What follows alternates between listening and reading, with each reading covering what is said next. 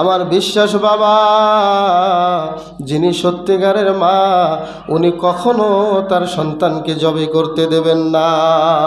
কি বলেন, ঠিক কিনা? মা যে আমাদের যত্ন নিত, মা যে আমাদের কত বছরের পর বছর দুধ পান করাতো, মায়ের যেই বুকের দুধ আমরা পান করেছি, এই মা চায় না আমার সন্তান কষ্ট থাক, আমার সন্তান কষ্ট পাক, আমার সন্তান দুঃখে থাকুক। ওই মা কোশ্চিন কালেও সেটা চায় না। মায়ের এক ধার দুধের দাম কাটিয়া গায়ের চাম, পাপস বানাইলে ঋণের শোধ হবে না।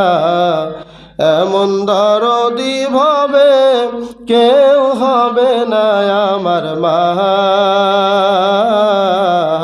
গো। সুলাইমান আলাইহিস সালাতু ওয়াস সালাম বললেন, বাবা এক টুকরা একটা ছুরি